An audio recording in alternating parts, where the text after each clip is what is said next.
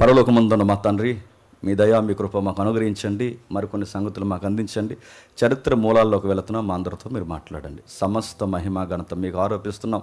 మా విజ్ఞానంతో, మా జ్ఞానంతో, మా మేధశక్తితో తండ్రి సత్యమును విభజించక కేవలం మీ ఆత్మ సహాయంతో సత్యము నుంచి సర్వసత్యంలోనికి మరింతగా మమ్మల్ని నడిపిస్తారని కోరుతూ అందరిని మీ చేతులకు అప్పగిస్తూ క్రీస్తున్నామని ప్రార్థన సమర్పిస్తున్నాం తండ్రి. ఆమేన్. త్వరగా కొన్ని విలువైన సంగతులు విందాం. కొంచెం స్పీడ్గా చెప్తాను, నన్ను ఫాలో అవ్వండి. ఒక క్యాలెండర్లో నుంచి మన వాక్యాన్ని మనం ప్రారంభిద్దాం. ప్రతి వారం సుమారు మనం గతించిన తరగతిని ఒక్కసారి జ్ఞాపకం చేసుకోవడానికి 20 minutes 25 minutes వేస్ట్ అవుతుందన్న దానికి ఏమైనా కొత్తగా ఆలోచన చేయండి అంటే వీళ్ళందరూ కలిసి ఆలోచన చేసి హైలైట్స్ అని ఒక వీడియో పెట్టరుగా. వెరీ గుడ్, బాగుంది మీ ప్రాజెక్ట్. అలానే కంటిన్యూ చేయండి. ఒక వారం బట్టి ఇంకో వారం ఎగ్గొట్టకండి. ప్రతి వారం అలానే చేయండి. సరే, మన క్యాలెండర్ టీవీ కొంచెం ఇలా తిప్పండి. మన క్యాలెండర్ కనబడుతుంది చూడండి. మనం చూస్తున్నప్పుడు ఎక్కడ మనం ఆగిపోయాం? మత్తియాస్ అంటే మక్కాబీలు. ఈ మక్కాబీల చరిత్రలోంచి మక్కాబీల గురించి మనకి ఎందుకంటే క్రొత్త నిబంధనలో పరిసయ్యులు అని ఒక తెగ, వీని గురించి మనం ఆలోచించినప్పుడు వాళ్ళ క్యాలెండర్ ఒకటి ఉంది. ఒకసారి డిస్కషన్ చేసి మనం త్వర లోపలికి వెళ్దాం. చాలా విలువైన విషయాలు ఉన్నాయి మనకి. ఒకసారి సరిపోద్ది. ఒకసారి ఆ క్యాలెండర్ పెట్టండి. మత్తియాస్ క్యాలెండర్ నేను పెట్టాను. ఇదే జూమ్ చేయండి ఒకసారి. మీరు జస్ట్ దాన్ని ఒక లుక్ వేయండి. ఈ క్యాలెండర్ చూడండి. ఇది మనం తయారు చేసుకున్నది కాదు. ఎప్పటికీ గూగుల్లో సోషల్ మీడియాలో అవైలబిలిటీ ఉన్న క్యాలెండర్ అది. మీరు జాగ్రత్త చూడండి. మత్తియాస్ వంశవృక్షం, ఫ్యామిలీ వంశవృక్షం అంటే దీన్ని ఏమంటారంటే బ్లడ్ రిలీషన్ క్యాలెండర్ అంటారు చూసారా. అంటే వాళ్ళ జన్యుపరంగా ఫ్యామిలీ పరంగా ఎలా వచ్చారో అది క్యాలెండర్ వేసి చూపించారు మనకి వంశవృక్షాన్ని. మత్తియాస్ ఇంకా వదిలేదు. కొంచెం మళ్ళీ ఇలా తిప్పండి కొంచెం. Okay, right. అది చూడండి. మత్తియాస్ ఎవరైతే ఉన్నారో మత్తియాస్కి పుట్టిన కొడుకు జోనతాన్, ఎలియజర్, జోడా నుంచి మక్కాబీలు అనే సౌండ్, ఆ తర్వాత సైమం, తర్వాత జాన్. అక్కడి నుంచి విడిపోయింది మనకు తెలుసు. జాన్, ఇర్కాస్నస్, అస్టేబిలస్, ఇంకా అలెగ్జాండ్రియస్ ఇలా విడిపోయిన తర్వాత కిందకి 1, 2 ఎలా అయితే ఉన్నాయో వీటిని గూర్చిన ప్రస్తావన ఎవరు రాశారంటే మనకి బయట, అంటే బైబిల్ బుక్స్ కాకుండా బయట మనకి ఫ్లేవియస్ జోసఫస్ రాసిన ది వారియర్ ఆఫ్ జ్యూస్ అనే బుక్లో ఖచ్చితంగా పేజీ నెంబర్తో సహా రాసి ఇచ్చాడు మనకి. అందులో నుంచి మనం దీన్ని స్కాన్ చేసాం. మనం అంటే జోసఫస్ అంటే ఆయన మనకు తెలుసు యూదుల చరిత్రకారుడు, బయటోడు. ఆయన రాసిన వంశవృక్షంలోంచి ఇది మనం తీసుకున్నాం. అంటే ఇందులోంచి మనం ఎందుకు ఆలోచించాలంటే ఇప్పుడు జాగ్రత్తగా వినండి. క్రొత్త నిబంధనలో సడన్గా కొన్ని రాజకీయ పార్టీలు అని క్షమించండి మత రాజకీయ పార్టీలు తెర మీదకి వస్తాయి. ఏ పార్టీలు? మత రాజకీయ పార్టీలు. ఆ మత రాజకీయ పార్టీల్లో ఒక పార్టీ అసీడియం అంటారు. అసీడియం అంటే దాని మీనింగ్ అర్థం ఏంటంటే దాని అర్థం ధర్మవంతులు అని అర్థం. ధర్మవంతులు అంటే ఎవరంటే వారినే పరిసయ్యులు అంటారు. బాగా వినాలి.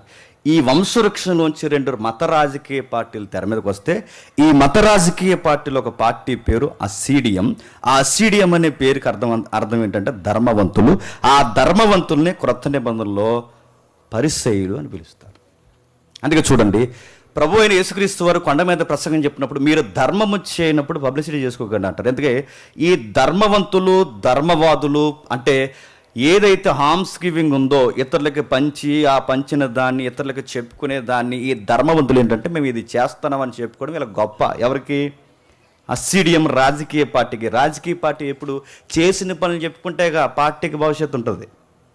మేము వచ్చిన తర్వాత సిమెంట్ రోడ్లు వేస్తాం, మేము వచ్చిన తర్వాత మండపాలు కట్టాం, మేము వచ్చిన తర్వాత ఇంకా చెప్పండి నాకు గుర్తురావట్లేదు, మేము వచ్చిన తర్వాత అదే అంటున్నారుగా, అది పెట్టారుగా ఫ్లెక్స్లు, మేము వచ్చిన తర్వాత ఇది చేస్తాం, అది చేస్తాం, రకరకాలు చేస్తాం.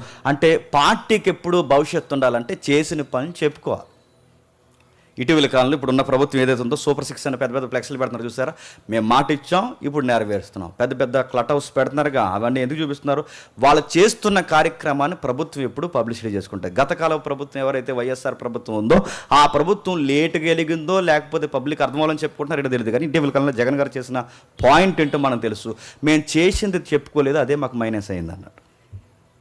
జగన్ గారు ఏమంటున్నారంటే మేము చేసింది చెప్పుకోలేదు, మాకు మైనస్ అయింది అన్నారు. ఈ సీనియర్ సిటిజన్ ఈయనేమంటున్నాడంటే మేము చేసింది ఇప్పుడు పబ్లిక్ వివరిస్తూనే ఉన్నామన్నారు. అంటే రాజకీయ పార్టీకి ప్రత్యక్షంగానో పరోక్షంగానో చేసుకున్నవి చెప్పాలి. ఇది మతంలోంచి వచ్చిన రాజకీయ పార్టీ గనక, ఏది అసీడియం అంటే పరిశీలు తెగ, ఇది రాజకీయ పార్టీ గనక వీళ్ళు ఏదన్నా నలుగురికి ఏదన్నా పంచితే చెప్పండి అందరు చెప్పుకుంటారు. ప్రభు దాన్ని అబ్యూజ్ చేశాడు. ఏమన్నాడంటే ఒరే చేసింది కుడి చేత్తో ఇచ్చింది చెప్పండి, ఎడమ చేతికి తెలియకూడదు. మీరు ఎందుకు చెప్తున్నారు? మీ పార్టీ భవిష్యత్తు కొరకు మీ ధర్మ కార్యాన్ని హైలైట్ చేసుకున్నారు. దానికి చేసుకోండి. మీరు ఈ లోకంలో చేసింది చెప్పుకుంటే ఈ లోక సంబంధమైన ఫలములే మీకు దొరుకుతాయి. అంటే మీ పార్టీకి భవిష్యత్తు కావాలి, మీరు చేసిన పనికి పేరు ప్రఖ్యాతులు కావాలి కనుక ఎవడైతే ఈ లోకంలో ఆశని చెప్పుకుంటాడో ఈ లోక సంబంధమైన వ్యక్తికి ఈ లోక సంబంధమైన ఫలములే దొరుకుతాయి.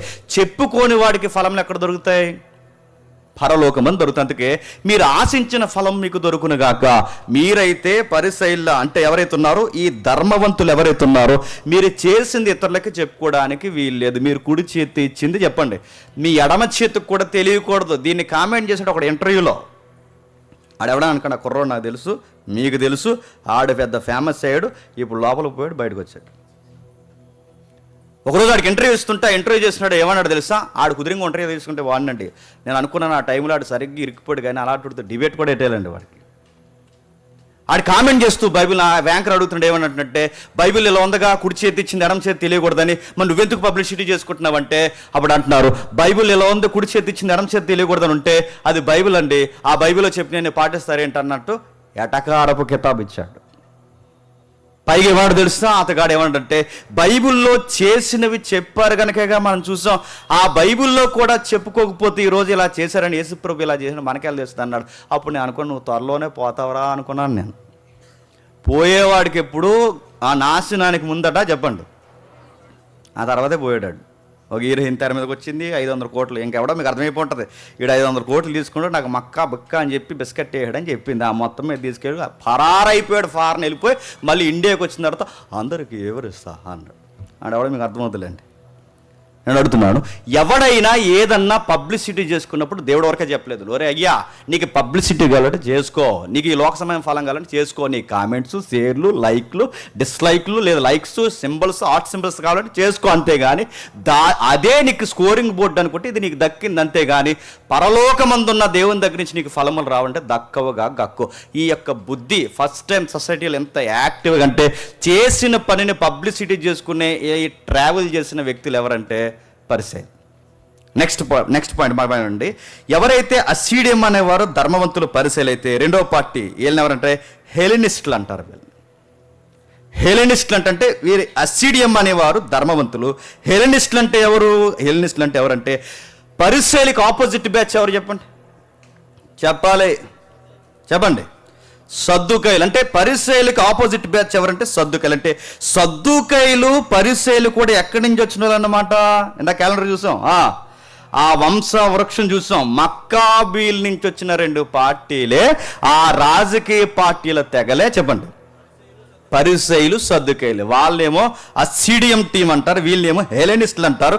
వీళ్ళిరువురు క్రొత్త నిబంధనకు వచ్చేసరికి సువార్తలో టక్కన కనబడతారు. ఇప్పుడు బాగా వినండి, పాత నిబంధనలో పరిసయ్యులైన పదం ఉందా? లేదు. పాత నిబంధనలో సద్దుకైలైన పదం ఉందా? లేదు. మరి సడన్గా వీళ్ళ సువార్తలోకి ఎలా వచ్చారా? సడన్గా సువార్తలోకి వీళ్ళు ఎలా వచ్చారంటే 400 సంవత్సరాల చరిత్రలో ఏదో జరిగింది. ఏం జరిగింది?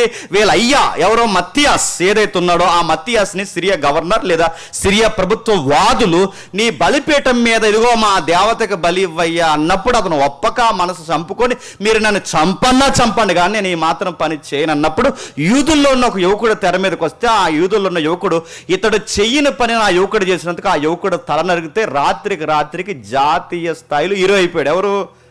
మత్తియాస్. ఆ మత్తియాస్ పిల్లలే పరిసయ్యులు, ఆ మత్తియాస్ పిల్లలే సద్దుకైలు. ఇప్పుడు 3వ పాయింట్, సద్దుకైలు పరిసయ్యులు బాగున్నది. మరి శాస్త్రులు ఎవరు? చిన్న పాయింటే టచ్ చేసి వెళ్ళిపోదాం. సద్దుకైలు మనకు తెలుసు, పరిసయ్యులు ఇప్పుడు మనకు తెలుసు, వీళ్ళిద్దరు ఇక్కడ వచ్చారు. మరి శాస్త్రులు వీళ్ళు ఎక్కడి నుంచి వచ్చారు? వీళ్ళు ఇందులో నుంచి వచ్చారు. శాస్త్రులు అంటే గుర్తుపెట్టుకోండి, శాస్త్రాలు బాగా రాసేవాళ్ళు, శాస్త్రులు అంటే బాగా చదివేవాళ్ళు, స్క్రైబ్స్ అంటారు. వీళ్ళు ఏం చేస్తారంటే చదువుతారు, రాస్తారంటే ఈ రోజుల్లో మనకి ఏమున్నాయంటే జిరాక్స్ మిషన్లు ఉన్నాయి, ప్రింట్ చేసే మిషన్లు ఉన్నాయి. ఆ రోజుల్లో జిరాక్స్ మిషన్లు ఉన్నాయా?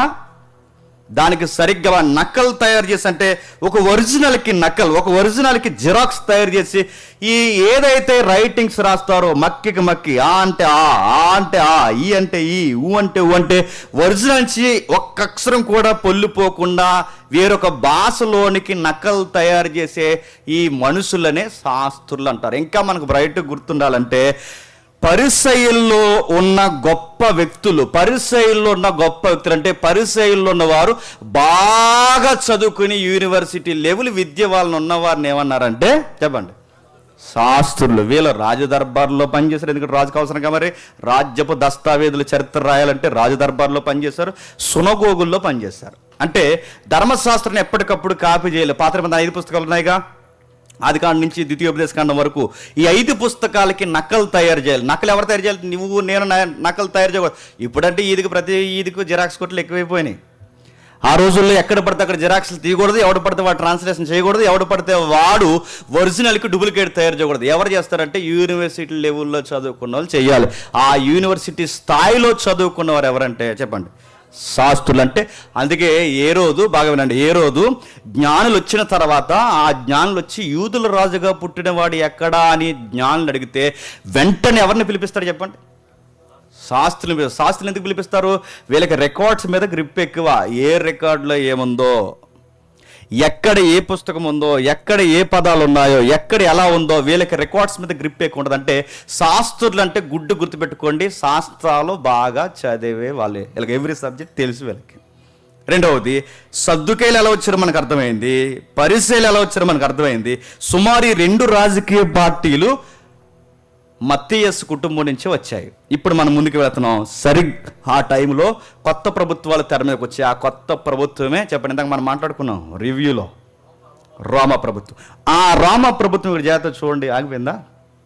రోమా ప్రభుత్వంలో క్రీస్తు పూర్వం 64లో సిరియన్ గవర్నమెంట్ పైన అధికారిగా Rome general Pompey first time అధికారంలోకి వచ్చాడు. వీళ్ళందరూ మీకు హిస్టరీలో దొరుకుతారు కావాలంటే. రేపు పొద్దున ఏ గ్రూప్ 1 గ్రూప్ 2 రాస్తే ఖచ్చితంగా మీరు హిస్టరీని టచ్ చేయాల్సిందే. అప్పుడు మీకు ఆ పుస్తకం గుర్తొస్తలేదు, కానీ ఇది మా బ్రదర్ చెప్పాడు అని మీకు గుర్తొస్తాను. నేను గుర్తొస్తాను. ఆ రోజు జీకే రాసినప్పుడు నన్ను గుర్తుపెట్టుకోండి. మీ గ్రూప్ 1 అయితే ఇంటర్వ్యూలో జ్ఞాపకం చేసుకోండి, నేను జేమ్స్ బ్రదర్ చర్చికి వెళ్ళేవాళ్ళం అని. మీకు గొప్పే, నాకు గొప్పే. కొడతారా? కొట్టండి. సరే, క్రీస్తు పూర్వం 64లో సిరియన్ గవర్నమెంట్ అంటే సిరియాకి అధికారిగా ఉన్నది రోమ్ జనరల్ పాంపే. ఈయన మొట్టమొదటి రోమ్ సామ్రాజ్యాన్ని ఒక ఆర్డర్లోకి తీసుకొచ్చాడు. ఈయనతోనే స్టార్ట్ అయింది రోమ సామ్రాజ్యం. తర్వాత క్రీస్తు పూర్వం 42లో, ఇదంతా క్రీస్తు పూర్వమే, క్రీస్తు పూర్వం 42లో పిలిప్పులో, అంటే పిలిప్పి పట్టణం చదువుకుంటాగా, ఆ పిలిప్ సిటీలో కాస్పియన్, బ్రుటాస్, ఇంకా ఆంటోనీ, యాక్టివస్, వీళ్ళు 4 రాజులు ఉంటారు. సుమారు 4 చక్రవర్తి, అంటే అప్పుడు చక్రవర్తులు అవ్వలేదు, 4 అధికారులు ఉంటారు. జస్ట్ దాన్ని అలా చూడండి, కిందికి వెళ్ళేసరికి అర్థమవుద్ది. ఎవరైతే ఉన్నారో కాస్పియన్, బ్రోటాస్, ఆంటోనీ, యాక్టివస్, అంటే ఇవన్నీ అప్పుడప్పుడు మన సినిమాలు, మనం అప్పుడు మార్గం సినిమాలు చూసాక ఆ సినిమాల్లో పేర్లు పెడుతుంటారు. ఆంటోనీ గడుగుడ్డు కంకర విజయ్, ఇలా ఆంటోనీ గడ్ అంటే ఎవడ వీళ్ళకి అడుగుతున్నాను. యాంటోనీ పేర్లు ఇవన్నీ ఎలా వస్తున్నాయి? ఈ పేర్లన్నీ రోమా అధికారుల పేర్లు ఇవి. ఇందాక సహోదరుడు మన సుధాకర్ మాట్లాడుతూ, ఆ బుక్ ఏం బుక్ అది, విలియం షేక్స్పియర్లో ఎక్కువ names, William Shakespeare books, novels బాగుంటాయిగా. ఎక్కువ అంటే ఒక క్యారెక్టర్ని బిల్డప్ చేయడానికి ఆయన వాడుకున్న పేర్లు ఏంటి తెలుసా? ఈ పేర్లే వాడుకుని. ఇక్కడ చూడండి, సుమారు 4 రాజులు. జస్ట్ వినండి, ఇది అవగాహన ఉంటుంది. పిలిప్పులో మళ్ళీ యుద్ధం వచ్చింది, పిలిప్పు టౌన్లో యుద్ధం వచ్చింది. అందులో 4 పోటీ పడ్డారు. అందులో 4 ఎవరంటే కాస్పియన్, బ్రోటాస్. ఎవరైతే ఉన్నారో ఇందులో బ్రోటాస్, కాస్పియన్ ఒక టీం అయ్యారు. ఆంటోనీ, యాక్టివస్ ఎవరైతే ఉన్నారో వీళ్ళిద్దరు ఒక టీం అయ్యారు. వీళ్ళిద్దరు కలిసి సరిగ్గా ఫైట్ చేస్తే, ఆంటోనీ, యాక్టివస్ కలిసి యుద్ధం చేస్తూ ఒకరోజు వీళ్ళు ఓడిపోయారు. పైన వాళ్ళు ఇద్దరు, ఎవరు? కాస్పియన్, బ్రోటాస్లు ఓడిపోతే వీళ్ళిద్దరూ తెర మీదకి వచ్చారు. ఎవరు? ఆంటోనీ, యాక్టివస్. ఎవరైతే ఉన్నారో ఆ యాక్టివస్, ఆంటోనీ తెర మీదకి వస్తే సరిగ్గా వీళ్ళిద్దరు కలిసి మతాలను గౌరవించాలి, మన రాజ్యంలో మతాలకు ఇబ్బంది ఉండకూడదు, వాళ్ళ సంస్కృతిని మనం టచ్ చేయకూడదు, మన మతాన్ని కదిపితే తేనెతీగ పుట్టను కదిపినట్టే. అందుకే మన ప్రభుత్వం ఎప్పుడు సవ్యంగా సాగిపోవాలంటే మతాల మధ్య చిచ్చుండకూడదు, మతాలకి ప్రభుత్వానికి మధ్యవర్తిత్వం చేయడానికి. బాగా వినాలి, పాయింట్ మీకు అర్థమవుద్ది. మతానికి, అక్కడున్న మనుషులకి, ప్రభుత్వానికి మధ్యవర్తిత్వం చేయడానికి ఆంటోనీ, యాక్టివస్ కలిసి ఒక నిర్ణయం తీసుకున్నారు. ఏం చేద్దాం, మనం ఏం రోమ్ పట్టణంలో చక్రవర్తులుగా ఉంటాం, ఇక్కడ లోకల్ ఏరియాలో ఏం జరుగుతుందో మనకు తెలియదు. లోకల్ ఏరియాలో ఏం జరుగుతుందంటే వీళ్ళ జడ్జిమెంట్లు ఇక్కడ వరకు వచ్చేసరికి చాలా జరగాల్సిన గొడవలు జరిగిపోతాయి. ఈ టైంలో మనం ఏం చేద్దామంటే అందరికన్నా ప్రత్యేకమైన వ్యక్తులుగా మనకు కనబడుతుంది ఎవరంటే యూదులు. ఈ యూదులకి మత ధర్మాలు ఎక్కువ, ఈ యూదులకి మత కర్మకాండలు ఎక్కువ, ఈ యూదులకి మతం పట్ల పిచ్చి ఎక్కువ. వాళ్ళ ధర్మశాస్త్రం కోసం ఏదన్నా చేస్తారు. ఎందుకంటే గతంలో మనకు ఐడియా ఉంది, ప్రభుత్వాన్ని ఎదిరించే మత్తియాస్ అని ఒక టీమే తయారైంది వీళ్ళకి. కాబట్టి వీళ్ళకి వ్యతిరేకంగా అయ్యామంటే మళ్ళీ ఎవరు తయారవుతారు? మక్కాబీల్ లాంటి పోరాటాలు మళ్ళీ తెర మీదకి వస్తాయి. కనుక ఈ మక్కాబీల్ లాంటి పోరాటాలు మళ్ళీ తెర మీదకి రాకుండా ఉండాలి అంటే, మన సెంట్రల్లోనే మన ప్రభుత్వానికి తలపోటు కార్యక్రమాలు జరగకుండా ఉండాలి అంటే, స్థానికంగా వీళ్ళకు ఒక కింగ్ని పెట్టాలంటే, మెయిన్ కింగ్స్ మనమే ఉంటాం, చక్రవర్తి కైసర్స్గా మనమే ఉంటాం, కానీ లోకల్గా ఒక కింగ్ని పెట్టాలి. ఎవరిని పెడదాం అన్నప్పుడు వాళ్ళకి వచ్చిన ఐడియా ఏంటంటే, ఏ రోజుని పెడదాం. అక్కడ వచ్చాడు ఏ రోజు అంటే ఎవడన్నా అడగండి. యేసుప్రభు పుట్టినప్పుడు పిల్లల్ని చంపేస్తాడే, ఆడే గ్రేట్ ఏ రోజు. వాడిని పెడదామని అంటే ఏ రోజు అనే ఒక రాజుని పెడదాం. అందుకే చేయండి, యూదుల రాజు అని కానీ ఎవరు? ఏ రోజు. నిజానికి రాజు ఎవరు? కైసరు, చక్రవర్తి. అంటే మెయిన్ రాజు అతను. లోకల్గా యూదుల మీద రాజు ఎవరు? ఏ రోజు. అతడే మహా ఏ రోజు, గ్రేట్ ఏ రోజు అంటారు ఆయన. ఆ మహా హీరోది ఎవరైతే ఉన్నారో ఆయన పెట్టి ఆయన చేసి ఏం చేస్తున్నారు అంటే, ఇదిగో యూదులకు మాత్రమే రాజు. అందుకే యూదుల రాజు ఎక్కడన్నప్పుడు ఎవరికి కంగారు వచ్చింది చెప్పండి? ఇదేంటి, ప్రభుత్వం చేత నన్ను రాజు అన్నారు, ప్రభుత్వం చేత నేను రాజుగా పిలువబడితే యూదుల రాజు అంటే నాకు తెలియకుండా గవర్నమెంట్ కొత్త రాజును పెట్టిందా? ఎవడైనా కొత్తగా పార్టీ పెట్టాడా? నేను కాకుండా రాజు ఎవడయ్యాడని వీడికి టెన్షన్ వచ్చింది. ఈడాడు అంటున్నాడు ఏంటంటే, పెద్దోళ్ళ ఉన్నారు, మీకు అస్సలు కామన్ సెన్స్ లేదనుకోకండి. ఈడని ఎందుకు అంటున్నానంటే, ఈడు చేసిన పనులు అన్నీ కాదు. సొంత కొడుకులను చంపేశారు, కోడలను చంపేశారు, చివరికి అడ్డొస్తుందని ఎదుగుతున్న కొడుకులను చంపేయడానికి కూడా రెడీ అయిపోయాడు. గాడికి మరి ఏమనుకున్నాడు ఏంటి కానీ, సుమారు అతను ప్యాలెస్ ఇవ్వంచండి, 4 పెళ్లి చేసుకున్నాడు. గ్రేట్ ఏ రోజు అంటే ఇందాక సుధాకర్ అంటున్నాడు, అందుకేనా గ్రేట్ అన్నారు అని. అదిగో ఆ ప్యాలెస్లో ఉన్నారు 4. ఆ 4 పెట్టాడు. ఆ పెట్టినప్పుడు బాగున్నాడు. హేరోదుని నియమించాడు. తర్వాత మనం టచ్ చేద్దాం. హేరోదుని నియమించి ఆ హేరోదుని పెట్టి సామ్రాజ్యానికి చక్రవర్తిగా కైసరు ఉంటే, కైసరు అంటే చక్రవర్తి గుర్తుంది కదా. కైసరు అంటే లాటిన్ కానీ గ్రీకులో కానీ కైసరు అంటే చక్రవర్తి. చక్రవర్తి పైన ఉంటే లోకలుగా కింగ్గా వ్యవహరించేది ఎవరంటే ఈ ఏరోదు. ఈ ఏరోదు వ్యవహరిస్తే మహా ఏరోదు ఎప్పటి నుంచి ఎప్పటివరకు పరిపాలించాడు? జస్ట్ ఒక లుక్ అయ్యండి, మనకు మీటింగ్ ఉంది, త్వరగా వెళ్ళిపోదాం. క్రీస్తు పూర్వం 37 నుండి క్రీస్తు పూర్వం 4 వరకు మహా ఏరోదు అన్నాడు. ఆ క్రీస్తు పూర్వం 4లో పుట్టిందే చెప్పాలి ప్రభు అయిన యేసుక్రీస్తు. సరిగ్గా అప్పటి వరకు ఈ వ్యక్తి పరిపాలిస్తారు. అందుకే చూడండి, మీకు మత్తయి సువార్త కానీ సువార్త చదువుతున్నప్పుడు, అరే ఈ మహా ఏ రోజు ప్రభు అయిన యేసుక్రీస్తు వారు ఐగుప్తికి వెళ్ళొచ్చిన తర్వాత చచ్చిపోయాడు కదా. ఏ రోజు ఐగుప్తికి వెళ్ళొచ్చిన చచ్చిపోయాడు. మళ్ళీ సడన్గా యోహాను గారి దగ్గరికి వచ్చేసరికి ఏ రోజు మళ్ళీ మనకు కనబడుతుంది. ఇదేంటి ఆడు చచ్చిపోయాడు మళ్ళీ ఎలా వచ్చాడు? మీకు ఎప్పుడైనా డౌట్ వచ్చిందా? ఏరోద్ అంటే పేరు కాదు, ఏరోద్ అంటే వంశము, ఏరోద్ అంటే కేడర్. గుర్తుపెట్టుకోండి. హేరోద్ అనేది అధికారపు సింబలు, వంశం పేరైతే వాళ్ళకి మళ్ళీ ప్రత్యేకించి పేర్లు ఉంటాయి. పిఎం పేరా, సీఎం పేరా, ఎమ్మెల్యే పేరా, కేడర్ అది. అలాగే హేరోద్ అనేది పేరు కాదు, చెప్పండి, అధికారం, కేడర్ అన్నమాట. అంటే వాళ్ళకు కూడా ప్రత్యేకించి పేర్లు ఉంటాయి. ఈ మహా హేరోద్ ఎవరైతే ఉన్నారో, ఈయన మహా హేరోద్ తర్వాత ఏం జరిగిందంటే, సరిగ్గా క్రీస్తు పూర్వం 31లో, మీకు డేట్స్ గుర్తుపెట్టుకోకపోయినా మ్యాటర్ గుర్తుపెట్టుకోండి సరిపోద్ది. క్రీస్తు పూర్వం 31లో బ్యాటిల్ ఆఫ్ యాక్టివ్ అని యుద్ధం జరిగింది. ఏదైతే బ్యాటిల్ ఆఫ్ యాక్టివ్ యుద్ధం జరిగిందో, యాంటోనీ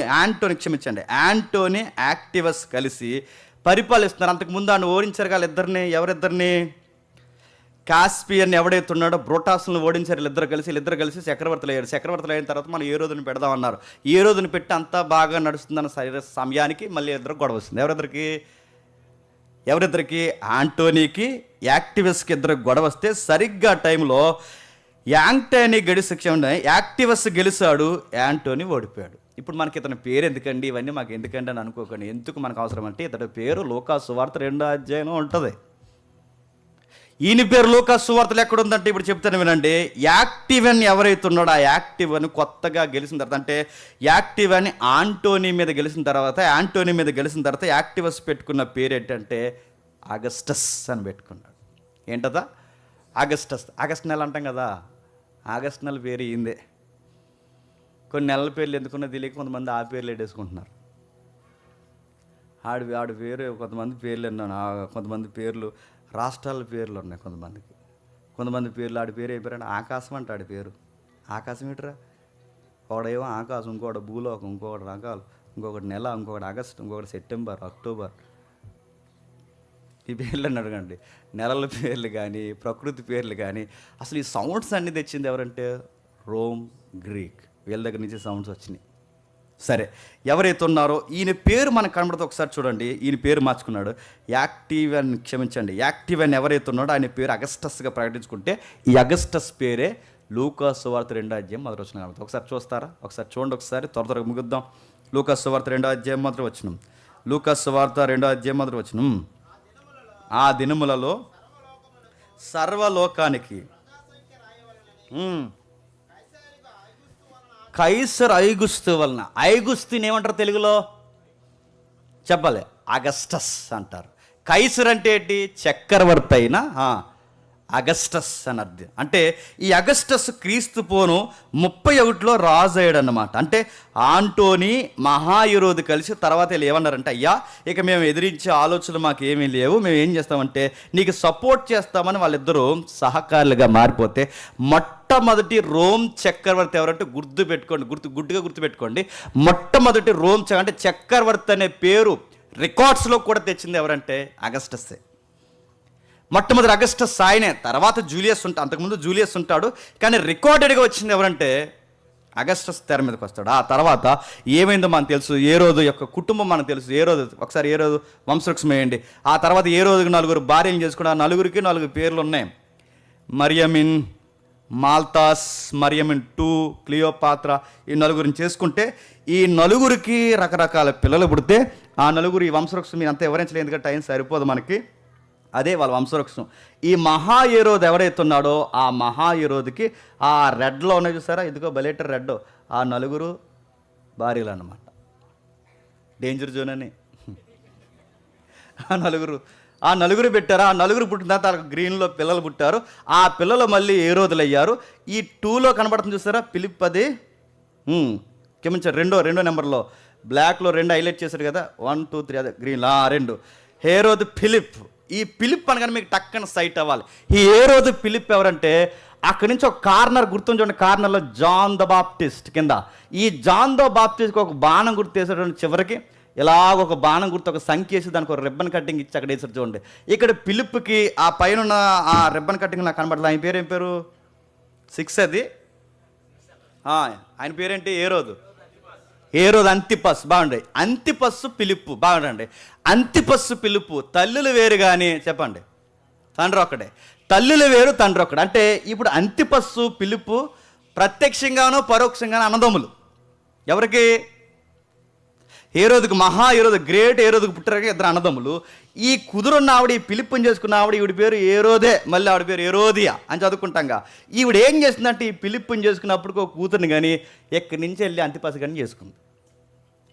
ఈ అంతిపస్ గారిని చేసుకుంటే సరిగ్గా ఆ టైంలో అంతిపస్ గారిని ఎప్పుడైతే పెళ్లి చేసుకుందో కింద నుంచి మనవాడు వార్నింగ్ ఇచ్చాడు. ఎవరు? దీన్నే యోహాను గారు వాళ్ళ పెళ్ళిని అబ్యూజ్ చేశాడు కదా. ఈ చరిత్ర అక్కడది. నేను అడుగుతున్నాను, బైబిల్ కదండి, ఎంత హిస్టారికల్ ఎవిడెన్స్ ఉందో చూడండి. దీన్ని ఇక్కడి నుంచి ఆయన వార్నింగ్ ఇస్తాడు. ఈ వార్నింగ్ ఇచ్చినందుకే ఆయన తల తీసేస్తారు. ఆ తర్వాత ఏం జరిగిందో మనకు తెలుసు. ఆ తర్వాత అంతిపస్ని పెళ్లి చేసుకోవడం, ఆ తర్వాత ఫిలిప్పు తెర మీదకి రావడం, ఆ తర్వాత మనకి ఏం జరిగిందో తెలుసు. ఆ వంశవృక్షం నుంచి అపోస్తుల కార్యంకి వచ్చేసరికి ఏ రోజుల వర్గం మారుతారు. ఆ ఏ రోజుల్లో కొత్త సౌండ్ పేరుతో ముడిపడి వస్తుంది. కింగ్ హేరోదు అగ్రిప్పా 1 అని ఒక పేరు వస్తుంది. ఎవరట? మీకు అపోస్తుల గారి పేరు కనబడుతుంది. కింగ్ హేరోదు అగ్రిప్పా 1.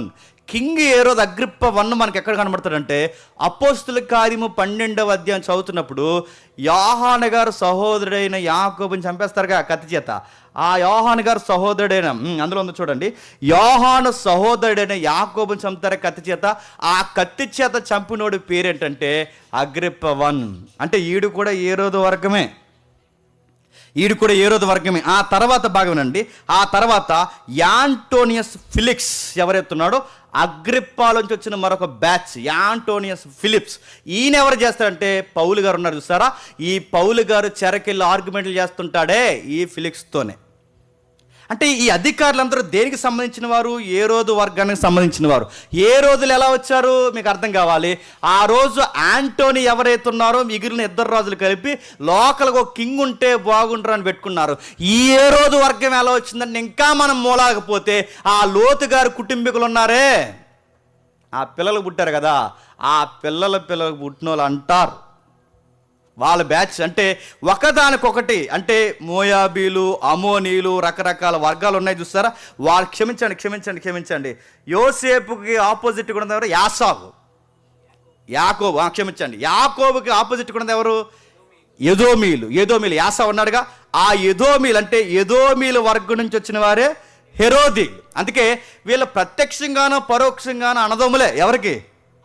ఇశ్రాయేలుకి, యూదులకి. అందుకే ఎవరినో పెడితే ఈ కల్చర్ అర్థమవుద్దో లేదో కానీ కాస్తంత బీరకపీ సంబంధం ఉన్నవాడిని రాజు పెట్టారు అనమాట. అంటే ఎప్పుడు రాజకీయం ఏం చేస్తుందంటే లోకల్లోనే చెప్పండి లీడర్గా పెడతారు. ఓసీ ఉన్నారనుకోండి, ఓసీకి సంబంధించిన లీడర్ పెడతారు. ఎస్సీ ఉన్నారనుకోండి, ఎస్సీకి సంబంధించిన లీడర్ పెడతారు. ఎస్సీలో ఉన్నవాడిని ఓసీని పెడితే ఉంచుతారా?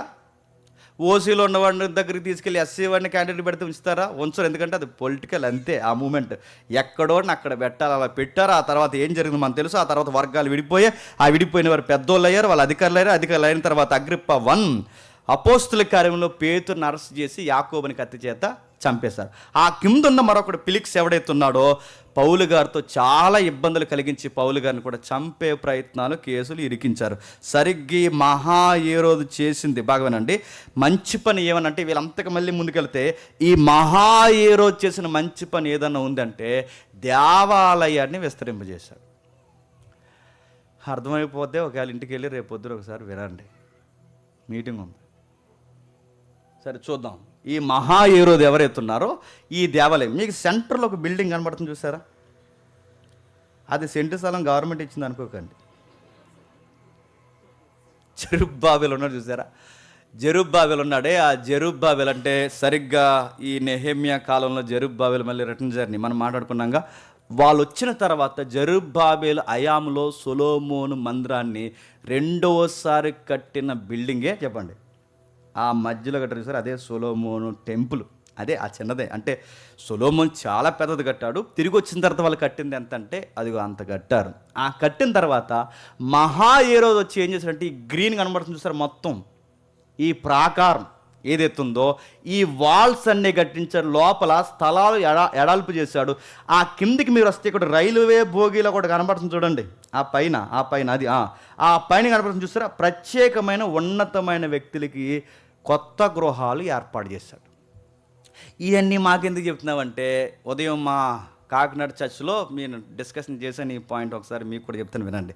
ఇవన్నీ మాకెందుకంటే వీటిని ఆనుకునే పెద్ద పెద్ద మోతుబర్లకి ఇల్లు కట్టుకోవడానికి పర్మిషన్ ఇచ్చాడు. అంటే దేవుడికి దగ్గరగా ఇల్లు కనుక్కోవడం అంటే ఆ రోజుల్లో సెంటు రేటు చాలా ఎక్కువ అనమాట. అక్కడ దేవాలయం దగ్గరకు ఉండాలంటే అలాంటి పెద్ద పెద్ద మోతుబర్లు అక్కడ ఇల్లులు కొనుక్కుంటే ఆ మోతుబర్లో పెద్దవారిలో ఒకరే మార్కు సువార్త చదువుకుంటాం కదా, ఆ మార్కు సువార్త అమ్మగారు మరియా. ఆ మరియా హౌస్ ఎక్కడే ఉండేది అనమాట. ఎక్కడ? ఆ ఏ రోజు కట్టించాడు చూసారా, అక్కడే ఉండేది. అక్కడ ఉందనడానికి మనకి ఎవిడెన్స్ ఏముందంటే, ఎవిడెన్స్ ఉంది, డిస్కషన్ చేద్దాం. ఏ ఎవిడెన్స్ ఉందంటే వీళ్ళు 120 మంది మేడగదిలోకి వెళ్తారు, మీకు తెలుసు కదా. ఆ మేడగదిలోకి వెళ్ళాక పెంతుకొస్తే దినాన్ని పరిశుద్ధాత్మ వాళ్ళ మీదకి వస్తాడు, మీకు తెలుసు కదా. వాళ్ళ మీదకి వచ్చినట్టే మేడగది బయటకు వచ్చి వాళ్ళు మాట్లాడుతుంటే సుమారు 20 లక్షల మంది వచ్చిన పబ్లిక్, పండగకు వచ్చిన వాళ్ళందరూ వింటారు. 20 లక్షల మంది మేడగది మీద నిలబడి మాట్లాడుతుంటే అందరూ చూస్తున్నారంటే ఇప్పుడు సరిగ్గా టెంపుల్ దగ్గర ఏముండి ఉండాలన్నమాట. అది జాగ్రఫికల్ ఎవిడెన్స్. మీకు అర్థమవుతుంది లేదంటే వీళ్ళ ఇల్లు ఎక్కడో లేదు. ఎక్కడుంది చెప్పండి, మార్కు తల్లి మరి ఇల్లు ఎక్కడో లేదు. ఆ రోజుల్లో అంత పెద్ద ఇల్లు, ఆ ఇల్లు మీద మేడగది, ఆ మేడగది మీద ప్రేయర్ హౌస్, ఆ ప్రేయర్ హౌస్లో ప్రవచనాలు, ఆ ప్రవచనాలు చెప్తుంటే 20 లక్షల మంది చూడగలుగుతున్నారంటే పెద్ద ఇల్లే కట్టింది పెద్ద ఆవిడ.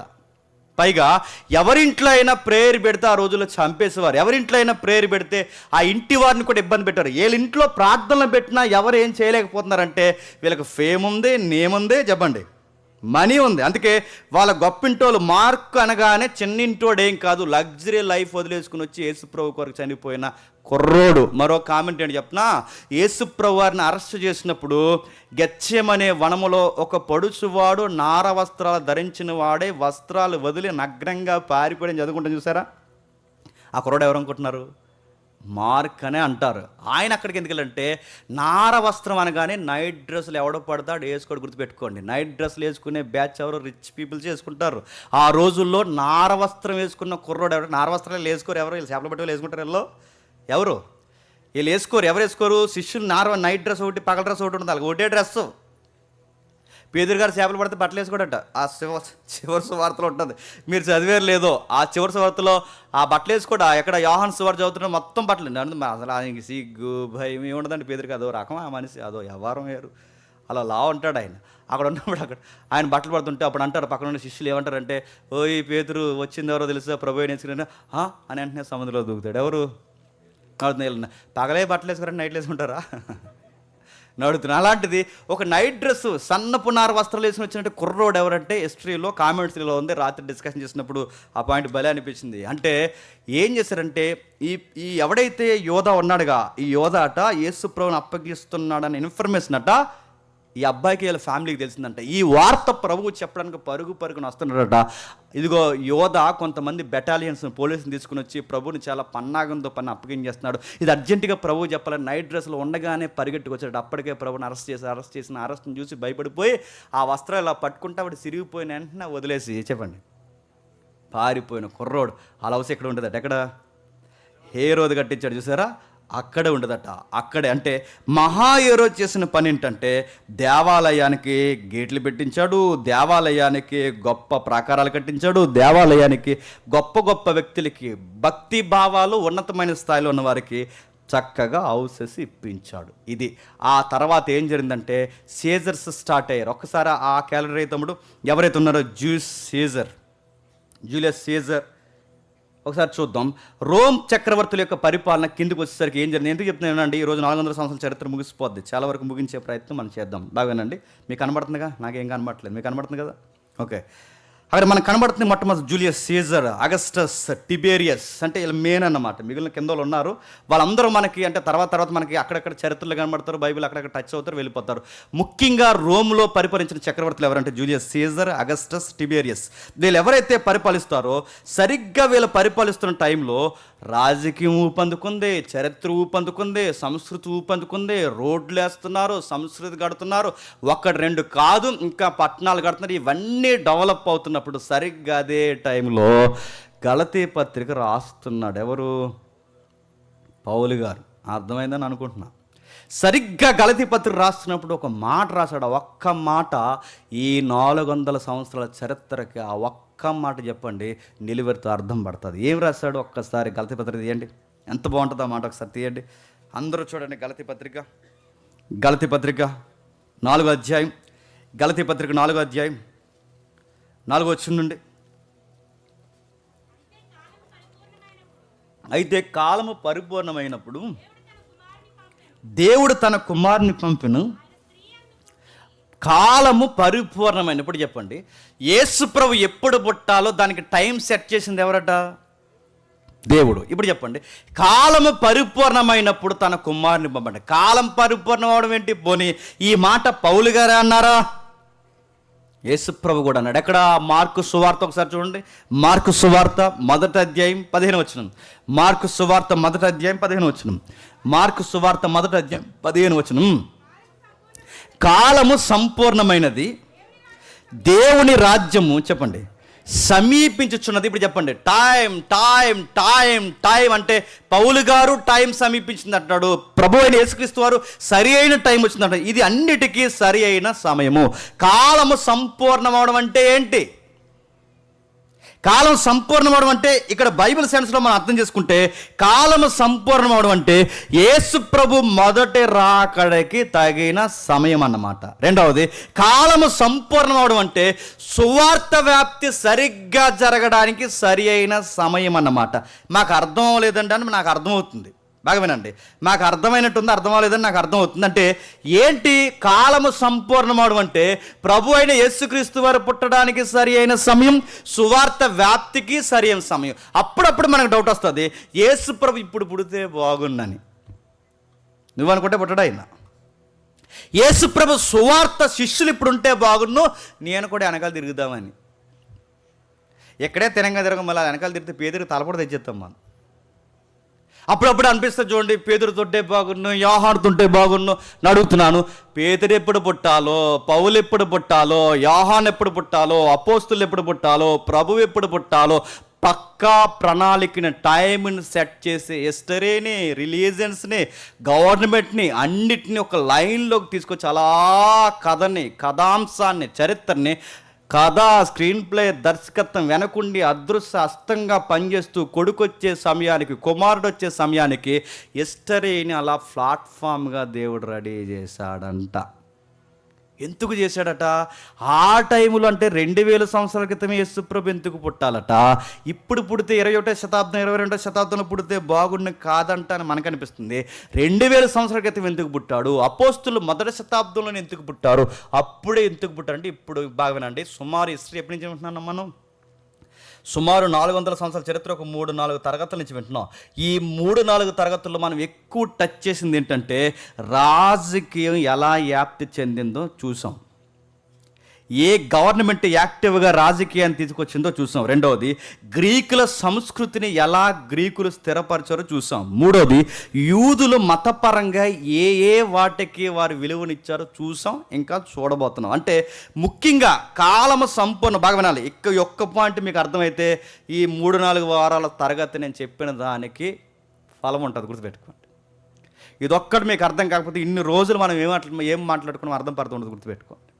అంటే 3 పాయింట్స్. కాలము సంపూర్ణం అవడం అంటే ఒకటి, రాజకీయాన్ని దేవుడే సిద్ధం చేశాడట. 2, గ్రీకుల సంస్కృతిని దేవుడు అనుమతించాడట. 3, యూదుల మతపరమైన సిద్ధాంతాలకు కూడా ఆయనే గేటులు తెరిచాడు. అంటే ఈ 400 సంవత్సరాల చరిత్రలో ఏం చేశాడు దేవుడు అంటే చరిత్రను, రాజకీయాన్ని, సంస్కృతిని అన్నిటినీ ఒక పక్కగా ఒక లైన్లోకి తీసుకొచ్చాడు. ఎందుకు తీసుకొచ్చే ప్రభు అంటే నా కుమారుడు పుట్టబోతుంది. ఆయన పుట్టే సమయానికి రాజకీయానికి సంబంధం ఏంటి? ఆయన పుట్టే సమయానికి సంస్కృతికి ఆయనకి సంబంధం ఏంటి? ఆయన పుట్టే సమయానికి మత సిద్ధాంతాలకి ఈయనకి సంబంధం ఏంటి? ఆయన పుట్టిన తర్వాత సువార్త చేయడానికి రాజకీయంతో పని ఏంటి? సంస్కృతితో పని ఏంటి? సువార్తకి మతాలకి సంబంధం ఏంటి? దాన్నే టైం అన్నారు. ఈ టైంకి వీళ్ళకి సంబంధం ఏంటి? సంబంధం ఉంది. ఏం సంబంధం అంటే ఇప్పుడు చెప్తాను వినండి. రాజకీయం ద్వారా ప్రపంచాన్ని ఎలా సిద్ధపరచాడంటే రాజకీయాన్ని ప్రపంచంలోకి ఒక లైన్లోకి తీసుకొచ్చింది ఎవరంటే గ్రీకులు. ఎవరు? గ్రీకులు పరిపాలన వచ్చేంత వరకు ప్రపంచం ఎలా ఉందో తెలుసా? మీరు చదవండి ఇంటికి వెళ్ళిన తర్వాత. గ్రీకులు పరిపాలన వచ్చేంత వరకు ప్రపంచం ఎలా ఉందంటే రకరకాల గొడవలు. ఈదోడంటే ఆ ఈదోడికి పడదు, ఆ ఈదోడంటే ఈదోడికి పడదు, ఈ జిల్లా వాడంటే అటు జిల్లాలు లేవు చెప్తున్నాను, ఆ జిల్లా వాడికి పడదు, అక్కడోడు ఇక్కడ పడదు. ప్రాంతీయ భేదాలు, రంగు భేదాలు, మత భేదాలు, నమ్మకాల భేదాలు, ఒక క్రమం లేకుండా ప్రపంచం నడుస్తున్నప్పుడు అక్కడ ఒక రాజు, ఇక్కడ ఒక రాజు, అక్కడ ఒక నాయకుడు, ఇక్కడ ఒక నాయకుడు, వీళ్ళందరూ రకరకాల ఈదుకొక రౌడీ, ఈదుకొక రాజు, ఇలా ఎక్కడికక్కడే అధికారులు, రాజులు, సంస్కృతులు, గొడవలు, గందరగోళంగా ప్రపంచం ఉన్నప్పుడు ఈ గందరగోళ ప్రపంచాన్ని ఒకే ఒక్క చట్టం కిందకి తీసుకురావాలని మొట్టమొదటి జీవో చేసిన రాజకీయ పార్టీ చెప్పండి, గ్రీకుల పార్టీ. ఇప్పుడు చెప్పండి, ఎవరు అబ్బాయిలో మీరు ఎన్ని మతాలన్నా పెట్టుకోండి, ఎవరు అబ్బాయిల మీద చెప్తున్నాను, మీరు ఎంతమంది నాయకులను పెట్టుకోండి, కానీ మీ అందరికీ లా ఒక్కటే అన్నాడు. అర్థమవుద్ది. మీ అందరికీ లా ఒక్కటే. ఆ లా పేరే యూనివర్సల్ సివిల్ లా అన్నారు దాన్ని. అంటే గ్రీకులు తీసుకొచ్చిన యూనివర్సల్ సివిల్ లా అంటే మీరు ఎన్ని భిన్నత్వాలు కలిగి ఉన్నా మా పరిపాలన కింద ఏకత్వం ఉండాలి. బాగా వినాలి, భిన్నత్వంలో చెప్పండి ఏకత్వం. ఆ భిన్నత్వంలో ఏకత్వం అనే సంస్కృతిలో ఈస్ట్ కంట్రీస్లో ఒక కంట్రీ మందే, గుర్తుపెట్టుకోండి. అసలు ఆరియన్స్ మన ఇండియాకి రాకపోతే ఎప్పటికీ మన ఇండియాలో ఉండేది ఎవరు చెప్పండి? ద్రావిడ్స్, మనం ఉంటాం. అంటే అటు ఆ జాతులు మిళితమైపోయాయి, ఇటు ఈ జాతులు మిళితమైపోయాయి, పర్షియన్స్ మిళితమైపోయారు, ఎక్కడికక్కడే మిళితమైపోయాయి, భిన్నత్వాలు వచ్చాయి. భిన్నత్వంలో ఏకత్వం రావాలి అంటే నీ మతం ఏరవచ్చు గాక, నీ రంగు ఏరవచ్చు గాక, నీ రాష్ట్రం ఏరవచ్చు గాక, కానీ భావం ఒక్కటే ఉండాలంటే లా ఒక్కటి ఉండాలి. నీ రాష్ట్రానికోలా, నా రాష్ట్రానికోలా కాదు, ఒకే ఒక చట్టం ఉండాలి. ఆ చట్టానికి అందరూ తలదించాలి. రాజ్యాంగాన్ని మొట్టమొదటి తెర మీద తెచ్చిన రాజకీయం ఎవరంటే చెప్పండి, గ్రీకుల రాజ్యం. ఇప్పుడు చెప్పండి, ఈ రాజకీయాన్ని ఎందుకు దీన్ని దేవుడు తెర మీద తీసుకొచ్చాడంటే బాగా వినాలి, అక్కడ వాడు ఎక్కడికి రావాలన్నా, ఎక్కడ వాడు అక్కడికి వెళ్ళాలన్నా లా ఒక్కటి ఉండాలి. ఒకప్పుడు ఆ లా లేకపోతే అక్కడోడు ఎక్కడికి రాకూడదు చెప్పండి, ఇక్కడ వాడు అక్కడికి వెళ్ళకూడదు. ఇప్పుడు కాలము సంపూర్ణమైనప్పుడు తమ కుమారుడు పుట్టాడన్న సంగతి అపోస్తులు చాటాలి. ఇప్పుడు అపోస్తులు వాళ్ళ సొంత భూభాగాలు వదిలి పక్క ల్యాండ్కి వెళ్ళాలి అంటే వీళ్ళకి అనుకూలమైన చట్టం ఏంటి చెప్పండి? యూనివర్సల్ సివిల్ లా. గుర్తుపెట్టుకోండి. అంటే పైకి చట్టం ఎందుకో జరుగుతున్నట్టు కనబడుతుంది, కానీ ఆ చట్టాన్ని దేవుడు ఎందుకు చేశాడంటే చెప్పండి, సువార్తకు అనుకూలంగా. ఇదే నిశ్శబ్ద కాలంలో దేవుడు రాజకీయంలో పనిచేయడం అంటే ఇదే. గుర్తుపెట్టుకోండి. చరిత్రలో ఆయన మౌనంగా లేడు, చరిత్రను రాశాడు, చరిత్ర నడిపించాడు. ఆ చట్టాలు సువార్తకు అనుకూలమయ్యాయి. గ్రీకులే పరిపాలించకపోతే ఒక సిస్టమ్ లేదు ప్రపంచానికి, ఉందా? ఈడు కొట్టుకుంటాడు, ఆడాడు కొట్టుకుంటాడు, ఈడాడు అక్కడికి వెళ్ళి అక్కడోడు ఇక్కడ రాడు, ఇక్కడ వాడు అక్కడికి, అక్కడ వాడు ఇక్కడికి వెళ్ళి వాణిజ్యం అన్ని ఏరియాలకి జరగాలంటే, గ్రీకు వాడలో తర్సీస్ వాడలు ఇండియా వరకు వచ్చి వ్యాపారం చేసి పోవాలి అంటే, సంస్కృతి వర్ధిల్లాలి, వారి యొక్క ఫిలాసఫీ దీవింపబడాలి, అందరికీ మా ప్రభుత్వం కిందకి రావాలని ఒక చట్టాలు వాళ్ళకి తీసుకురావాలనే రాజుల హృదయాలు తిప్పింది ఎవరు చెప్పండి? దేవుడే. ఆ గ్రీకుల హృదయాలు తిప్పింది ఆయనే. ఆ సివిల్లా తీసుకొచ్చింది ఆయనే. ఎందుకు సివిల్లా తీసుకొచ్చావంటే అందరూ ఒక్కటే, మీకు ఎన్ని మతాలు ఉన్నాయి, ఎన్ని నమ్మకాలు ఉన్నాయి, ఒక్కటే. సరిగ్గా ఆ ప్లాట్ఫామ్ ఉపయోగించుకుని అపోస్తలుడైన పౌలు సువార్త చెప్పడం స్టార్ట్ చేశాడు. ఆ సువార్తలో ఆ చట్టాన్ని ఉపయోగించుకుని ఆయన అనిన మాటే, ఇందులో యూదుడని లేదు చెప్పండి, గ్రీసు ఆ లాంగ్వేజ్ ఎక్కడదనుకుంటున్నారు? చట్టం. గుర్తుపెట్టుకోండి. యూదుడని లేదు, గ్రీసు దేశస్థుని లేదనే ఆ సెన్స్ ఎక్కడి నుంచి అంటే, వీళ్ళకి లా కాస్త అవగాహన ఉంది కనుక కాస్త చదువుకున్న వాళ్ళకి వెంటనే స్ట్రైక్ అవ్వాలని గాస్పల్ని దేన్ని ఇన్వాల్వ్ చేసి చెప్పాడు తెలుసా? చట్టాన్ని ఉపయోగించుకున్నాడు. గుర్తుపెట్టుకోండి. దేవుడు కావాలని చరిత్ర నడిపించాడు. కావాలని నడిపించాడు. ఎందుకు కావాలని నడిపించాడు అంటే, తన కుమారుడు వచ్చే సమయానికి కాలాన్ని చెప్పండి రెడ్ కార్పెట్ వేసినట్టు రెడీ చేసి తన కుమారుని రప్పించాడు. గుర్తుపెట్టుకోండి. రెండవది యూనివర్సల్ సివిల్ లా తీసుకొచ్చాడు. అందులోనే ప్రతి వ్యక్తికి గౌరవం ఉంది, ప్రతి వ్యక్తికి ఫ్రీడమ్ ఉంది, ప్రతి వ్యక్తికి లిబర్టీ ఉంది. ప్రతి వ్యక్తి ఎక్కడైనా ఎక్కడికైనా వెళ్ళి ఏ పైన చేసుకోవచ్చు, వాడి మతాన్ని ప్రకటించుకోవచ్చు, వాడి భావ ప్రకటన చెప్పుకోవచ్చు అని మొట్టమొదటి భావ ప్రకటన మనకు ఆర్టికల్ 19 క్లాజ్ 1, కానీ ఆర్టికల్ 90 లేదు, క్లాజ్ 1 లేదు, ఏమీ లేనప్పుడే భావ ప్రకటన అనే దాన్ని మొట్టమొదటి తెర మీద తీసుకొచ్చింది ఎవరు తెలుసా? గ్రీకులు. ఇప్పుడు బాగా వినండి. ఎక్కడో యెరూషలేం పరిసర ప్రాంతాల్లో పుట్టిన పౌలు గారు యూరప్ కంట్రీలో ఉన్న హిల్లేరికం వరకు వెళ్ళగలిగాడంటే ఆయన అలా వెళ్ళడానికి పర్మిషన్స్ ఎక్కడ దొరికాయి చెప్పండి? గ్రీకులు చేసిన చట్టాలు రోమ్ ప్రభుత్వం వరకు ఉపయోగపడ్డాయి. అందుకే చూడండి, 2వ శతాబ్దం వరకు మొదటి శతాబ్దం తోమా ఇండియాకు రాగలిగాడంటే ఏ చట్టం ఉపయోగపడింది చెప్పండి? గ్రీకు చట్టం. అపోస్తులు భూ దిగంతాల వరకు తిరగగలిగాడంటే ఏ చట్టాలు చెప్పండి? గ్రీకు చట్టాలు. మళ్ళీ చెప్తున్నాను, ఇదే కాలంలో అపోస్తులు పుడితే అప్పుడు వెళ్ళినంత వేగంగా సువార్త వెళ్ళడానికి అవకాశం ఉందా? నువ్వు అరబ్ దేశాలకు వెళ్ళాలంటే పాస్పోర్ట్ ఉండాలి, నువ్వు అరబ్ దేశాలకు వెళ్ళాలంటే ఏసా ఉండాలి. అరబ్ దేశాలకు వెళ్ళి అటు నుంచి అటు నువ్వు ఇజ్రాయెల్ వెళ్ళిపోతానంటే ఇంకెళ్ళినవారు, ఇంక అదే లాస్ట్ రోజు నీకు. ఇజ్రాయెల్ వెళ్ళిన వాడు అరబ్ డైరెక్ట్ రావడానికి వీలు లేదు, అరబ్ దేశాల్లో ఉన్నవాడు ఇజ్రాయెల్ వెళ్ళడానికి వీలు లేదు అంటున్నాను. ఇప్పుడున్న ఆకాంక్షలు మొదటి శతాబ్దంలో లేవు కాదు, దేవుడు రానివ్వలేదు. ఆ రోజు ఇలాంటి పాస్పోర్ట్లు, ఏసాలు, ఇలాంటి గొడవలు లేవు కనుక అపోస్తులు భూదిగంతాల వరకు వాళ్ళు ఓపుకున్నంత వరకు సువార్త పాటించారు. ఇప్పుడే కనుక పెడితే ఏసాలు ఇస్తారా? ఇండియా వాడు పాకిస్తాన్ వెళ్ళడానికి వీల్లేదు, పాకిస్తాన్ ఇండియాకు రావడానికి వీల్లేదు. ఎన్ని గొడవలు. అరబ్బులు ఇజ్రాయెల్ వెళ్ళడానికి వీల్లేదు, ఇజ్రాయెల్ అరబ్ రావట్లేదు. ఆఫ్ఘనిస్తాన్ అమెరికా రావడానికి వీల్లేదు, ఆఫ్ఘనిస్తాన్ అమెరికా వెళ్ళడానికి వీల్లేదు. ఆ పక్కన 2 దేశాలు కొట్టుకుంటే రష్యా, ఉక్రెయిన్లో ఉన్నవాడు రష్యాలో, రష్యాలో ఉన్నవాడు ఉక్రెయిన్. ఎన్ని గొడవలు అడుగుతాను. ఇప్పుడు ఈ టైంలో అపోస్తులు పుడితే అపోస్తులకి పర్మిషన్స్ దొరుకుతాయా? ఇప్పుడు చెప్పండి. కాలము పరిపూర్ణమైనప్పుడు అన్న మాట చిన్న మాట ఏం కాదు.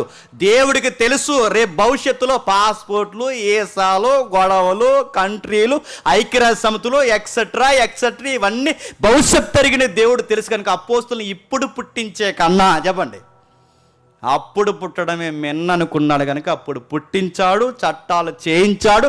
ఆ కాలము సంపూర్ణమైనప్పుడు వారిని పరిగెట్టించాడు. రెండవది, తర్వాత ఏం జరిగింది? రోమ్ ప్రభుత్వం వచ్చిన తర్వాత సంస్కృతికి పెద్దపీట వేశారు గ్రీకుల దగ్గర నుంచి.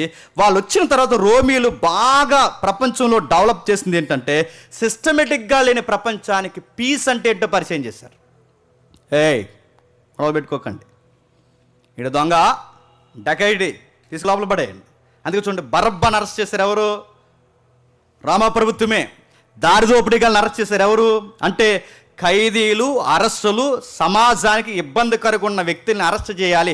అశాంతి నెలకొల్పేవాడు ఎవడైనా, పార్టీలు పెట్టేవాడు ఎవడైనా సరే, వాడు ఎంత ఎలాంటి తీసుకొచ్చి లోపల పడేసి వాడికి పనిష్మెంట్లు ఇవ్వాలి. ఇంకా క్రూరుడైతే వాడిని సిలివేసేయండి అని ఇలాంటి భయంకరమైన చట్టాలు తీసుకొచ్చి సామాన్య ప్రజలకు పీస్ అంటే ఏంటో చూపించిన ప్రభుత్వం ఎవరో తెలుసా? రోమా ప్రభుత్వం. రెండవది, పైగా ఒకప్పుడు ఈ ప్రభుత్వం రాకముందు ఎవడికి పడతాడు చంపేసుకునేవాడు. ఆడికి గొడవ వచ్చిందనుకోండి, ఈడు కొట్టుకుని ఈలో చచ్చిపోతారన్నమాట. నీకు నాకు గొడవ వచ్చిందనుకోండి, నువ్వు మంది నేసుకుని నా మీదకి వచ్చేస్తావు, నేను మంది నేసుకుని నీ మీదకి వచ్చాను, ఎవరికాడ కొట్టుకుని చచ్చిపోతారు. కానీ రోమ ప్రభుత్వం వచ్చిన తర్వాత ఎవడు ఎవడిని కొట్టడానికి వీలు లేదు, ఎవడు ఎవడిని చంపడానికి వీలు లేదు. మీకు క్లాసిక్ ఎగ్జాంపుల్ చెప్తానేనండి. యూదులందరూ అసూయ చేత రగిలిపోయిన యేసుప్రభుని చంపలేదు, చంపలేకపోయారు. ఎందుకంటే హత్య చేసే అధికారం సామాన్యులకి చెప్పండి లేదు, నేరమతి. ఒక వ్యక్తిని చంపాలంటే ప్రభుత్వమే చంపాలి.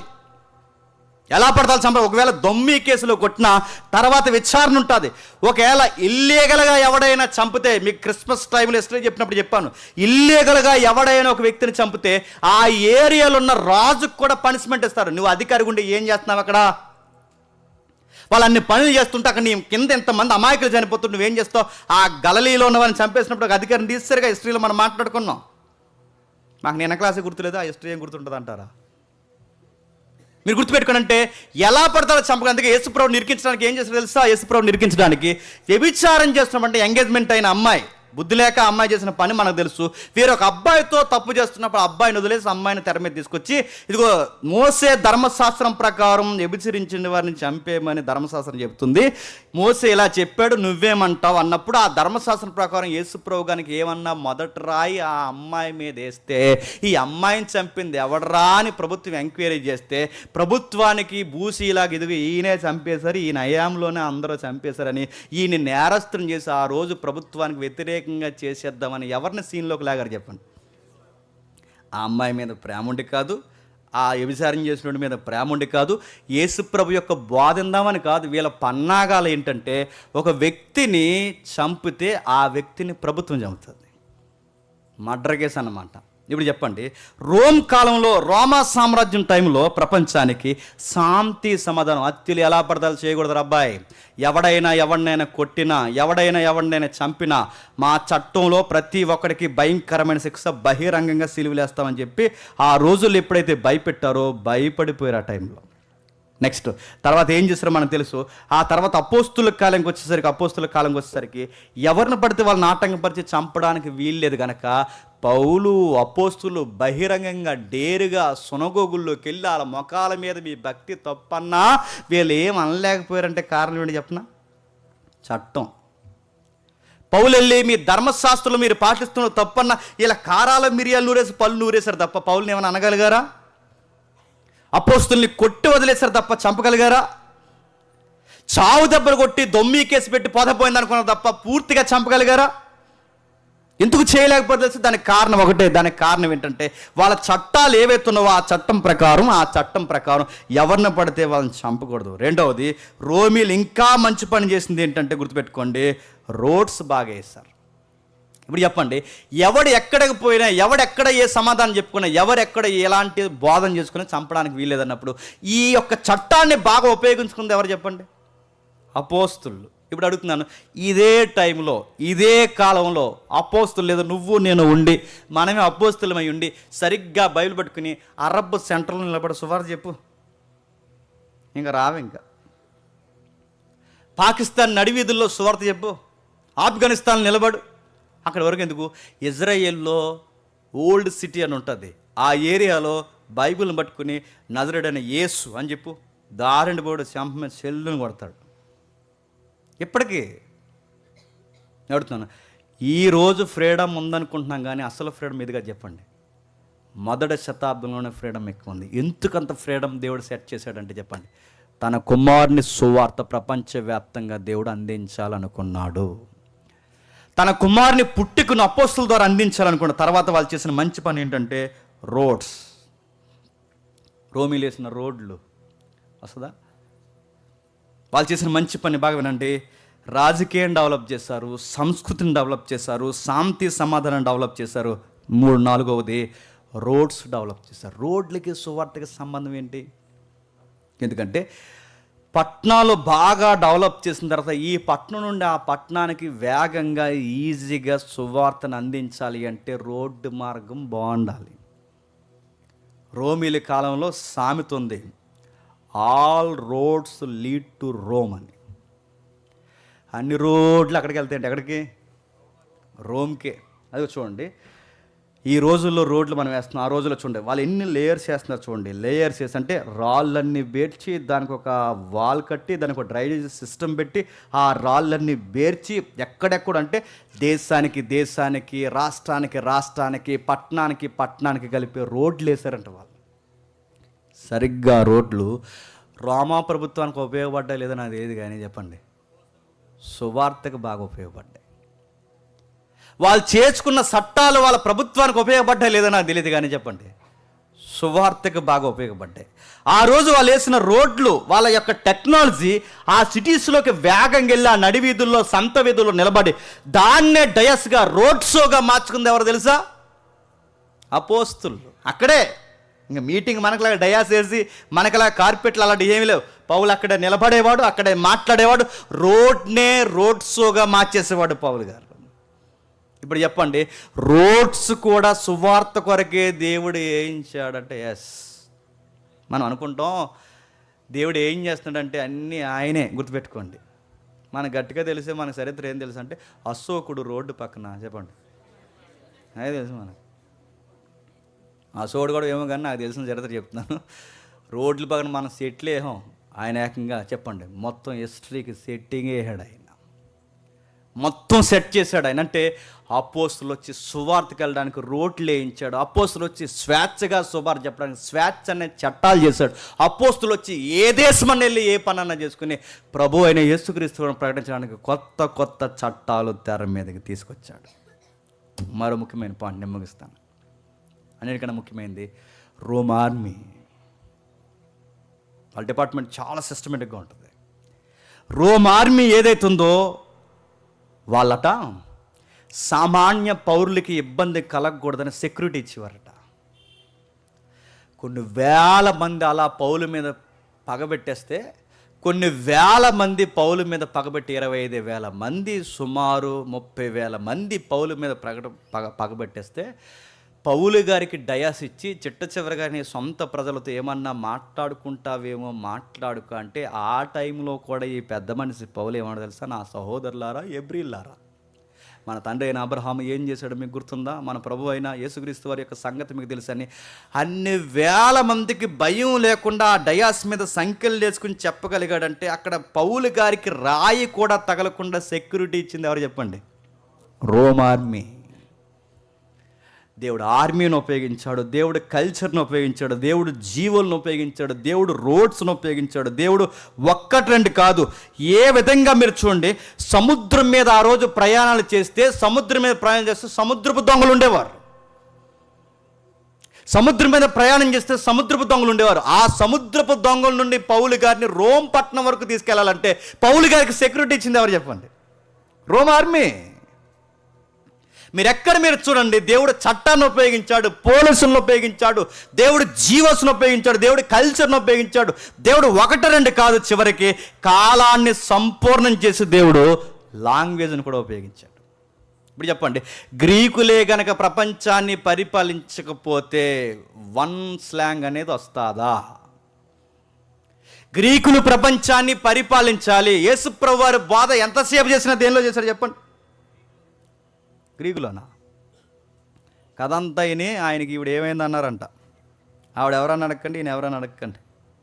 అడుగుతున్నాను, యేసుప్రభు వారు ఎంతసేపు బాధ చేసినా, పాలస్తీన్ ఏరియాలో తిరిగాడు ఆయన, ఎంతసేపు ఆయన బాధ చేసినా ఏ భాషలో బాధ చేశాడు చెప్పండి? ఎబ్రీ అరబిక్, అంతే. ఆ రెండే. యేసుప్రభు ఎబ్రి అరబిక్లో అయిన భాషలు, ఆ భాషలో అయినా బోధిస్తే, ఇప్పుడు ఎబ్రి అరబిక్లో ఉన్న సువార్త బయటికి వెళ్ళాలి అంటే, సామాన్య భాష నుంచి బయటికి వెళ్ళాలంటే, సామాన్య భాష నుంచి సువార్త బయటికి వెళ్ళాలంటే, అప్పుడు ప్రపంచానికి ఏం పరిచయం అయిపోయి ఉండాలి చెప్పండి? గ్రీక్. ఇప్పుడు చెప్పండి, అపోస్తులు వచ్చిన తర్వాత, శిష్యులు వచ్చిన తర్వాత ఎక్కువగా ఉపయోగించుకున్న భాష అని చెప్పండి? గ్రీకు. నేను అడుగుతున్నా, ఎబ్రి కానీ అరబిక్ కానీ ఉంటే, ఆ భాష అలానే ఉంటే, ఎబ్రిలో ఉన్న సువార్త మన దగ్గర రావడానికి టైం పడుతుందా పట్టదా? ఇప్పుడు యూనివర్సల్ లాంగ్వేజ్ ఇంగ్లీష్ ఉంది కాబట్టి వెంటనే అక్కడ విషయం ఇక్కడ మనకు అర్థమవుతుంది. అసలు ఈ మధ్యవర్తిత్వం భాషే లేకపోతే సచ్చిసెట్ నేర్చుకోలేడు చెప్పండి? ఎబ్రి. నేను అడుగుతున్నాను, అన్నిటినీ కలిపి ఒక కామన్ లాంగ్వేజ్ కావాలి. ఆ లాంగ్వేజ్ చెప్పండి? గ్రీక్.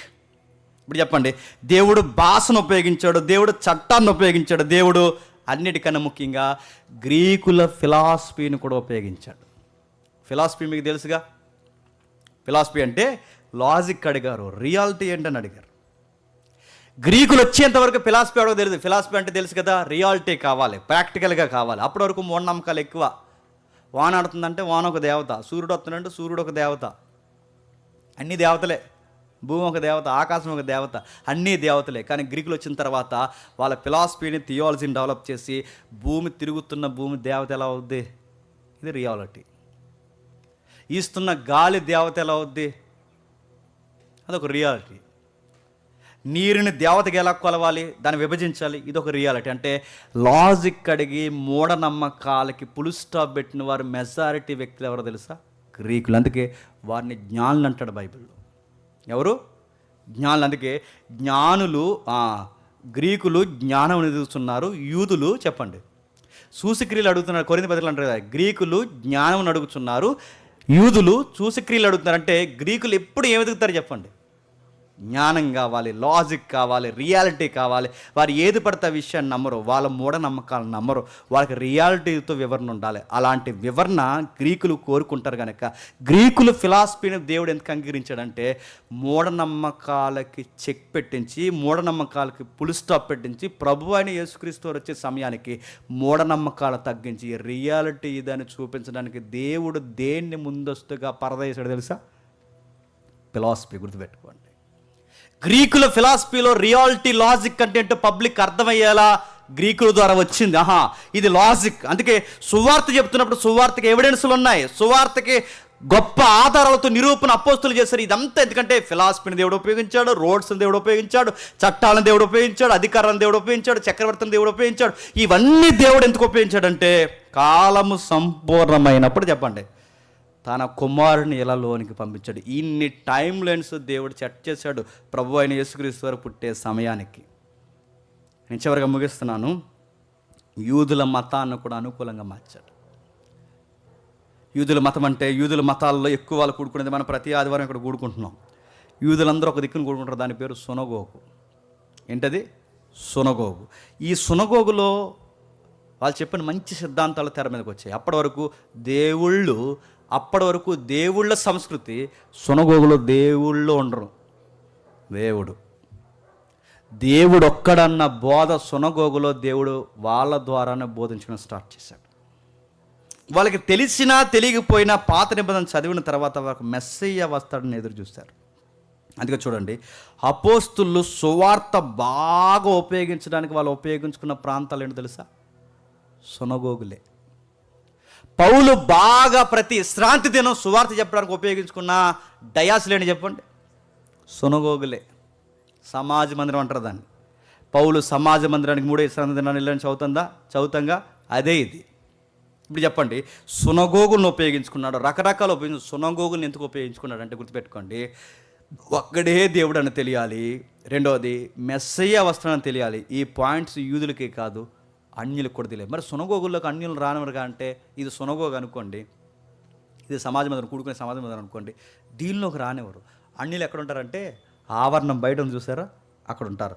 ఆ ఆవరణంలో బయట ఉండి సువార్త విని దేవుడు ఒక్కడైనా భయపడి బతికిన వ్యక్తి అపోస్తుల కార్యంలో కొర్నేలి.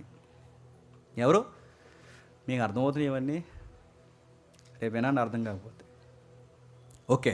ఆ బయట ఆవరణంలో, అందుకే ఇటలీ పటాలమనబడిన పటాలంలో కొర్నేలి అని ఒక భక్తిపరుడు ఉన్నాడు, నడుతున్నాను. ఇటలీ పటాలమనబడిన కొర్నేలి నడుతున్నాను. కొర్నేలి ఎవడు? ఇశ్రాయేలుడా? కొర్నేలి ఎవరు? యూదుడా? కొర్నేలి ఎవరు? అసలు ఈ గోత్రాలకు సంబంధించిన కాదు, అన్యుడు. అన్యుడికి సువార్త అప్పటికే ఎలా తెలిసిపోయింది? అన్యుడికి అప్పటికే సువార్త ఎలా ఎక్కేసింది? అన్యుడికి అప్పటికే ఒక్కడే దేవుడని ఎలా తెలుస్తుంది? అన్యుడికి అప్పటికే ధర్మకార్యాల ద్వారా దేవుడు మనసు గెలుచుకొని ఎలా తెలుస్తుందంటే, ఈ మనిషి ప్రతి వారం ఎక్కడుండి ఉంటున్నాడో ధర్మశాస్త్రం అని చెప్పండి, ఆవరణలు ఏంటంటే. ఇప్పుడు చెప్పండి, సునగోగులను కూడా దేవుడు ఎలాంటి ఆత్మను రక్షించడానికి ఉపయోగించుకున్నాడు. దేవుడు చూడండి, మొదటి శతాబ్దంలో దేవుడు ఇది ఉపయోగించుకోలేదనడానికి ఏది లేదండి, అన్నీ ఉపయోగించాడు. దీన్నే గలతీ పత్రికలో కాలము సంపూర్ణమైనప్పుడు తన కుమారుని లోకానికి దేవుడు పంపని. ఏ కాలం సంపూర్ణం?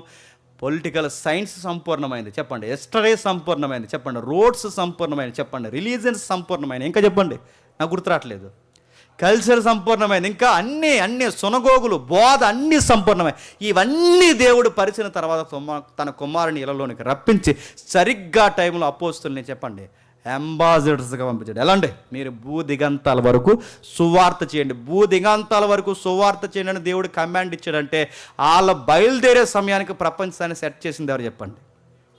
దేవుడే. మీరు సర్వలోకానికి వెళ్ళి సర్వ సృష్టికి సువార్త చెప్పండి అంటే, అదే మాట ఇప్పుడు వెళ్ళి మనం చెప్పగలుగుతున్నామా?